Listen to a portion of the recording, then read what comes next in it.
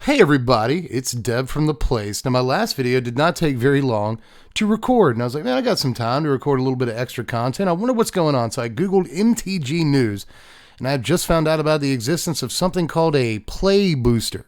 The article is by Mark Rosewater, and I have not read it yet. I have no idea what a play booster is. I don't know, but I thought you guys might want some extra super bonus content, not just regular bonus content. This is bonus content. The last video is bonus content. This is extra bonus. So let's discover together what this is by reading this article, if you don't mind, because I am intrigued and honestly terrified. So let's see what's going on here. What are play boosters by Marcus Rosewater in Making Magic Daily MTG? The set and draft booster are being combined into a new type of booster we're calling the play booster. In this article, I'll explain why this is happening. Why is this happening? Walk through what the new play boosters will include and share the details of their introduction into Magic. How did play boosters come about? This story goes back to 2018. Studio X, what we call the part of the company responsible for tabletop Magic, you call it Studio X, lame, crunches a lot of data about the players, really, what they enjoy about Magic and what doesn't work for them. Occasionally, we find a piece of data that causes us to rethink how we think about Magic. This time, the piece of data was the following. The majority of players who open a booster do not play a limited format with it, i.e. draft or sealed. We thought, might there be a different kind of booster that was more fun to open if we weren't restricted by the needs of limited play? Okay. This question led to the creation of the set booster.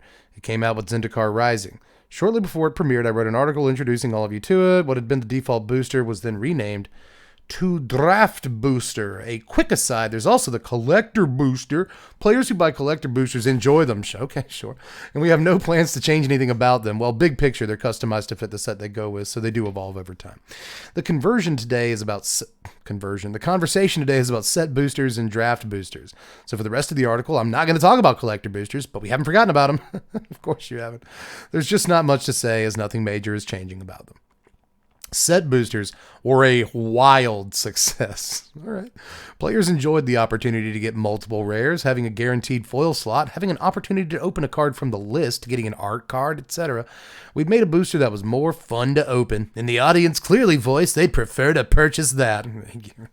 Shakes fist. So much so that it started causing some problems, which I'll now walk through. Oh boy. Problem 1, set boosters eclipsed draft boosters. Set boosters became the top choice for players, and I should stress not by a little bit, but significantly. I am going to break in here and editorialize. I just can't talk tonight. Let me editorialize slightly and say that I think you made it a lot easier to buy set boosters than draft boosters. Let me know in the comments if that's like a weird take, but I suddenly started seeing set boosters everywhere and draft boosters nowhere, and maybe that's just my experience, but a little bit of a self-fulfilling prophecy here, you know what I mean? Like, we made it the thing you can buy, and so, of course, everyone bought them. Anyway, maybe, am I being weird? Anyway, this meant that when most players had a choice of what to buy, they were opting to buy set boosters. The problem is that set boosters are not designed for limited. So, for example, if a store only had set boosters in stock, they couldn't run drafts. Some of our smaller markets don't have the option of printing two different types of boosters, so they had to pick one. Printing two different? Do you mean ordering? Or do you mean printing? Anyway, because set boosters sold better, they chose them. See what you're doing. This meant, although, that no drafts or games of Seal could be played in those markets. Many players have tried to use set boosters for limited play with it being their only option, but because they're not designed for limited, it results in significantly substandard limited play. I've played limited with set boosters, and the fact that you get extra rares is good. I've always thought it was good, but that's just me. So is that what's going on with my market? Is that like my market only printed set boosters and that's why I'm only seeing set boosters? And I have the perception that like that's the only thing I'm able to buy? But that would feed into itself, right? Like, oh, the market's decided to print set boosters because they sell better. So now they sell better. And it's like, yeah, that's a snake eating its own tail. Anyway, problem number 2. It causes inventory problems. This is a bit simplified, but here's how a store manages Magic product. They buy product A and sell it. Okay. They then use the money to buy product B. They sell product B and use that money to buy product C. If for some reason they don't sell all of a product, it gets stuck in their inventory, meaning it isn't converted into money to buy the next product. That is very simplified, yes. If this happens though, if this happens enough, it causes huge problems for stores. Note this basic concept is true for distributors, the companies that buy Magic from us and sell it to the stores. Once upon a time, a store had to buy just Once upon a time, a store had just one booster to buy for any one Magic set, so that's what they bought. Then we screwed that up. Now every set releases with both set boosters and draft boosters. Most of their customers prefer set boosters, but limited play, which fosters community and can be more additional income for a store, requires draft boosters. We didn't think about that. How much do you get of each? Get too many set boosters, not enough draft boosters, you can't run limited events, which costs the store money. Get too many draft boosters and not enough set boosters, you run out of what the customer wants to buy, which also costs you money. Why did I say it like that? Problem number 3, it began the abandonment of draft boosters. You've already outlined this. Okay. The second problem exacerbated the first. Having 2 different types of boosters was causing strain, and well, stores were opting to buy set boosters. Yes, this came at the expense of limited play, but if that was the cost of staying in business, that's what they had to do. Yikes. We do a lot of future forecasting in Studio X, and our people were saying that given enough time, they believed draft boosters would stop being a thing. The market really didn't want 2 types of core boosters. Limited play, especially draft, is a huge part of the Magic ecosystem. As I explained above, it's an important part of in-store activity. It's a big driver for building community. Our pre-releases use limited play as a way for players to sample the set. It's a key part of keeping players with the game long term. Our data shows the longer you play, the more likely limited is a part of your play experience. That just makes sense. One of the key strengths of Magic is that there are many ways to enjoy it. Limited play might not be how many players interact with the game, but for the millions of players who play limited, it's fundamental to their enjoyment. Seeing draft boosters and thus limited play disappear would be a big problem for players and stores. All right. Problem 4, it causes confusion in the marketplace. The marketplace! Will somebody think of the marketplace? Having 2 things that are similar but not quite the same causes several issues. One of those is people confuse the 2. Maybe an individual buys a draft booster when they mean to buy a set booster, or vice versa. I personally, on multiple occasions, have opened a booster to play limited only to realize I was actually opening a set booster on accident. And I'm Mark Rosewater. Really? It says set booster. This problem extends beyond players. I've heard many stories of stores ordering one type of booster and receiving another, which may be due to inventory issues rather than confusion. Having 2 different types of regular boosters means we have to communicate twice as much info about how each booster is put together and what's in it. For example, there can be cards that appear in one type of booster, but not the other. Add in things like variants of cards. This gets very complicated to communicate and understand. Yeah, we have been trying to tell you that. So is this going to be like a limited booster that's also kind of a collector booster, but it's also kind of a set booster, but it's also a draft booster? What are we doing? Just get to the point, Marcus. Problem number 5, it makes some Magic boosters less desirable. Let's say a store is running an event in which the prizes are boosters from the current set. Some of the audience wants the prizes to be set boosters if they plan to open them. Others want them to be draft boosters because they want to use their prizes to do more drafting. Usually for simplicity of message and for inventory reasons, the store owner wants to give away one type of booster. The existence of 2 types of boosters causes friction. Players can get upset for getting the wrong kind of booster. Players don't necessarily think of themselves as a set booster player or a draft booster player. They're a Magic player. And we want them to be happy with every Magic booster they get, whether they buy it themselves, win it as a prize, or get it as a gift. Are you going to discontinue set and draft boosters? Again, you got to come on with the information, man. Problem number 6, every booster buyer wasn't getting all the cool stuff. In an ecosystem with set boosters and draft boosters, customers don't get the full experience. Either they buy set boosters and don't play limited formats, or they buy draft boosters, miss out on cool things like getting multiple rares. Why can't it be both? For all these reasons, Studio X realized the need for a change. Studio X. The answer was simple, although the execution was complicated. We needed to return to a single type of core booster. Oh God. What we dubbed the play booster. Our goal was to combine the play experience of a draft booster with the fun opening experience of a set booster. The big question, how do we do it? Because set boosters were the most popular item, we decided to approach the problem by figuring out how to make a set booster playable. Here are the major issues we identified. There weren't enough cards. The set booster has 12 playable cards plus an art and token card. Draft booster has 15 playable cards. If we're going to make the booster playable unlimited, we have to up the number. Yeah, okay, so cool. 15. Jeez. We combined the art card and token card into one slot, added 2 playable cards. Okay. Issue number 2, the colors weren't balanced. When set boosters first premiered, we did something called connected cards, where the commons and uncommons in one portion of the booster had a thematic connection between individual cards. It actually seems like it would be good for drafting. Maybe they were the same creature type or showed a similar creative element. Actually be better for sealed. Maybe they were of the same creature type, showed a similar creative element, or just played well together. Doing connected cards prevented us from balancing the colors, but as set boosters weren't being played in limited, it wasn't considered a big deal. Plus, of all the features of set boosters, this one scored the lowest on our surveys of what players enjoy.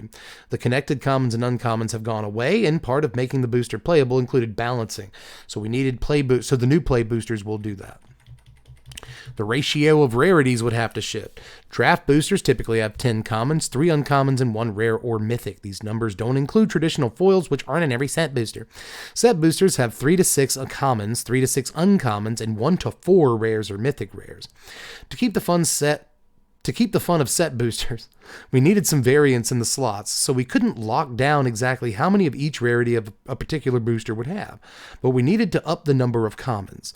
We also wanted to keep the likelihood at 1 to 4 rares and or mythic rares, as it's the number one reason cited for why players like set boosters.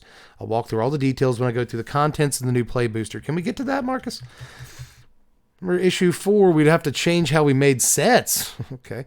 How we design sets is heavily influenced by the means we package it in boosters. Changing the as fan of rarities, that's what it says. That is the count of each rarity of card you'd expect to see when you open a booster. Okay. Introducing more variants in slots, adding in more outside cards, all impact how the set plays and thus requires us to change how we build the set. Of all the changes, this was the biggest. It required us to rethink how a Magic set is made. R&D spent a lot of time on this, and I'll get more into the nitty-gritty of how design structure has changed when we get to previews for Murders at Karlov Manor. Now that I've walked through what we changed, I want to get into the specifics of what the new play booster will include. Thank you. Below, I'm going to list some details about the makeup of play boosters. Things like the percentage of time you'll see certain cards or rarities, whether certain types of cards show up in certain slots. These will be correct for Murders at Karlov Manor, the first place you'll see play boosters, but some may change from set to set. In other words, play boosters will follow this general pattern for slots, but the details may vary from set to set. Not confusing at all. We'll continue publishing details for the contents of products and boosters of new releases, typically titled Collecting Set Name. So, play booster, draftable, up to 4 rares total. So, 6 commons. Slot number 7 is a list or common card. 8 through 10, you get 3 uncommons, 8 through 10. So, slot 11 is a rare or mythic. Slot 13 is a non-foil wild card. Okay. Slot 14 is a foil wild card. Slot 15 is add token. And then slot 12 is basic lands. So did they not say they were going to keep the possibility of getting 4 rares? They count the list. They count the list as like you might get 4 rares. Yeah. So you'd have to hit a rare, which you always hit, plus a rare list card, plus a non-full wild card that is rare, plus a full wild card that is rare. So that would have to be like the god pack of god packs to make that happen. So, the ad or the token card that could also be an art card can still be an ad or helper card. That's silly. It should be like guaranteed to be a token or art card. It's not like deal breaking, you know what I mean? I'm just like nitpicking, but yeah. Okay, so slot 1 through 6 commons. These are all commons from the main set. And set, but do we really have to go over this, Mark? You had the potential to get up to 6 commons and set boosters. That came at the cost of not getting additional uncommons, rares, and mythics. Note that these cards will not be connected like we did in certain set boosters. You already said that. Just repeat yourself so much, Mark. Slot 7, the common or list card. Most of the time, 7 out of 8 or 87.5. This slot will be a 7 common, but an eighth of the time, 12.5%, you'll get a card from the list. Philosophically, the idea behind the list, are we going to go into this? Is that it's a group of cards chosen to make boosters more exciting to open without having to be entered into standard. In the past, the list has mostly been reprints of older cards. Are you going to change that? Play boosters are going to tinker with what exactly can be on the list. For example, when Play Boosters premiere, the list will include what we call special guests, 10 cards that are exciting reprints. We can give new art, and we'll thematically tie into whatever set there. Okay. Huh. What we do with the special guests will change set to set. Though the Lost Caverns of Ixalan will not have Play Boosters, special guest is debuting with that set. Again, not confusing at all. So you should already have some idea of what those will look like. So you're just going to, every set is going to have a bonus sheet tied to the list. So they're like super rare. Because, you know, if they're 12.5% to get a card from the list, what then is the percent that you get a special guest with like crazy art and stuff? Like, that's neat. It's also, you know, wizards. In addition to special guests, there'll be 40 cards that are reprints without new art. Of those, 30 will be common or uncommon, and 10 will be rare or mythic rare. This is down from 300 cards that have previous iterations of the list had. Yeah, it's way down. Here's your likelihood of getting items from this slot in the first Play Booster. So 87.5 a common from the main set, 9.38% a common or uncommon normal reprint from the list, 1.56% for these last two. So 1.56% for a rare or mythic normal reprint from the list, and then it says 1.56% for a special guest card from the list. 1.56. So that's one every 3 boxes, give or take. You know, that's... All right, bro. Slot number 8 through 10 is uncommon cards. These dedicated cards, uncommon slots, are exactly as they were in Set Booster. They'll always be uncommons from the main set. There are other opportunities in other slots to get uncommons, but these 3 slots will always deliver them. Note that these cards, like the commons, will not be connected. And okay, blah, blah, blah. There will also be an opportunity to get booster fun versions in these slots. Slot 11, Rare, Mythic, Rare. This slot appeared in both set and draft boosters. This is your guaranteed Rare or Mythic from the main set. There will be a Rare 6 out of 7 times and a Mythic 1 out of 7. This can also be a booster fun Rare or Mythic Rare variant. Slot number 12, Land. It's land. Okay. Wait. Murders at Karlov Manor will have basic lands. I just wanted to make sure that's what it was saying. It will be traditional foil 20% of the time and non-foil 80% of the time, your land slot. 13, non-foil wildcard slot. This card can be almost anything from the main set. It can be any rarity, has the possibility of being a booster fun variant. Whatever it is, it will be non-foil. Note that the set booster had 2 non-foil wildcard slots. Play booster has 1. Slot 14, traditional foil wildcard. This is just like the last slot, except the card is guaranteed to be traditional foil. Okay. 15, non-playable slot. It's all this crap. Art card with signature is at 5%. Good God. 30% for an art card, 65% for token, play aid, or ad card. You should have broken down those percentages more. But okay, so total differences from set boosters, +2 playable cards, no connected uncommons or commons, -1 non-foil wildcard, -1 non-playable object. Differences from draft boosters, potential to open up 4 rare or mythic rare cards, -1 playable card, -3 commons, +1 non-foil wild card, +1 traditional foil wild card. A 1 in 8 opportunity of getting card from the list. The list wasn't in draft boosters. Roughly 1 in 3 opportunity for an art card, which also did not appear in draft boosters. When can we expect them? Murders at Karlov Manor. You have already said that. Don't have to go through a whole paragraph of stuff. Will the play booster make draft less fun? R&D believes it will not. We've been working very hard for years to understand the impacts the play booster will have on draft. We've adapted how we're building the sets to accommodate. Murders at Karlov Manor was designed and balanced with play boosters in mind. There will be lessons to learn as we adapt to a new system, sure, but Magic constantly evolves. We're pretty good at adapting. What a Mark sentence. If the play boosters have more rares and mythics on average, will that mean more bombs in limited formats? This is what I've been thinking the whole time. There will be more cards for rare and mythic power level, but adapting to that, making sure players have more answers at lower rarities, oh god, is part of how R&D is adjusting our set designs. All our playtests have been done with this in mind, and they've been enjoyable. So, more answers at lower rarities. Why are there only 14 playable cards? The change to the play booster gave us the ability to rethink how we put together a booster. Boosters have always had 15 cards, well, most of them anyway, because that's what Richard Garfield chose to do with Alpha years before designing for draft was even a thing. I see what you're doing here. We experimented with different amounts of playable cards per booster and found that 14 did the best job of giving us the play experience we wanted. One of the reasons we went down in commons and set boosters was addressing a common complaint from players that there were too many cards that didn't get used. Have you ever said that? Because I haven't.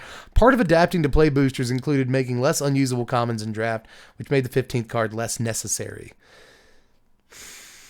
Will playing in limited events cost more? Likely yes.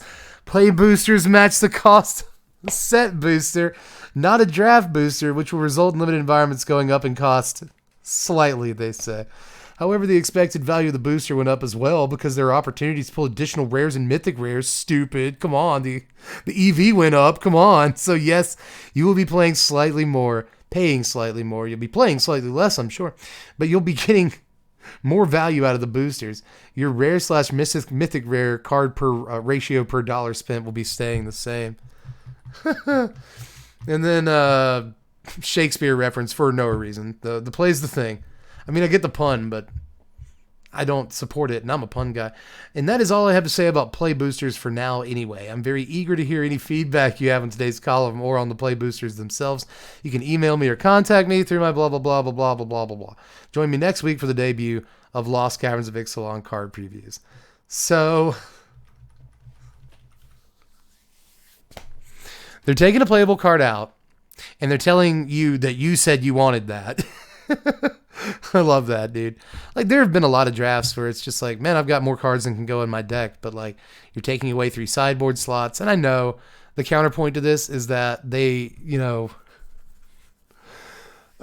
they design sets with limited in mind. They design drafts with draft boosters with limited in mind. And sometimes you do get a common you'll never use. Very often you get commons you'll never use because you're not playing them in those colors or whatever, right? So, especially in sealed, I could see that. But in draft, you're way more likely of using most of the cards, like having a potential use for all the cards you drafted. But there's always going to be some chaff, right? There's always going to be some chaff in every draft. But throwing one card away per pack is still kind of a way to mess up balance a little bit when you are drafting. I'll say that much, but we'll have to wait and see how it works out. It does seem like there's going to be more bombs floating around, and I actually kind of support that a little bit.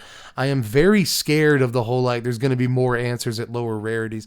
What I have seen players say, I've never seen players say, I wish there were fewer cards in boosters. That's a new one, baby. Okay, I had to pause for a second and collect my thoughts. What I have heard people say, on the other hand, is that there's already like too many answers at lower rarities, especially at lower costs. There's already too many answers, which is not a statement I necessarily agree with, but I do think that they've got something. First of all, there's something to that sentiment. And second of all, I'm just relaying that I have heard people say that, go for the throat and Infernal Grasp and Cut Down and Lay Down Arms and Destroy Evil and Fateful Absence. It's like, and Play with Fire and Strangle and Lightning Strike and blah, blah, blah, blah, blah. Like, there's just there's so many good answers at lower, not only rarities, but again, mana costs right now. That I'm not actually sure it needs to be tinkered with that much, but I don't know. I'll go back to saying that I think that like more bombs in draft is actually like super fun. Like, you're almost cubing, you know what I mean? And I will say that I don't think you're going to be losing much from the draft experience in total if you lose one card per booster. But they obviously knew that was going to be like a pretty controversial thing to say because they had to like triple address it. You know what I mean? It's got its own bullet point down here in a whole paragraph. I love this. There's something about this sentence that I think is dripping with something I can't quite describe. Right? Boosters have always had 15 cards because that's what Richard Garfield chose to do with Alpha years before designing for draft was even a thing. Like, you just think that you need 15 cards in a booster because that's what we've always done, man. We did it like 30 years ago, man, before draft was even a thing, man. So who are you to say that we need 15 cards, man? Like, that's what it comes across that way. And look, I've done cubes where the packs were 10 cards. and you draft 4-packs, and it just works out. You know what I mean? I've done this. I've drafted packs with fewer cards, or drafts where you get fewer cards than all at the end of it, and it's usually not a big deal, but man, like, you took a playable card out and took choice away too, because apparently it was too confusing for the idiot Magic players. I know he didn't say that, and I know Wizards doesn't necessarily think that. They did acknowledge the issues that actually do come about in terms of the supply chain, in terms of keeping draft and the community alive at a local game store, and like the fact that some whole regions apparently only print one or the other, and so they only sell one or the other. And these are logistical issues you have to address. So like, I understand why they're doing what they're doing, but you know, it's not just all like, oh, you guys are too dumb to understand the difference. They didn't say that. Well, there was a section where it was like, it's confusing for the consumer. And it's like, I don't know. It's confusing when like a 15-year-old says, hey, grandma, get me Magic cards for Christmas or my birthday. And then grandma goes to the card store or Walmart and is like, what's a draft booster? What's a set booster? But dude, like that, I could see it being confusing.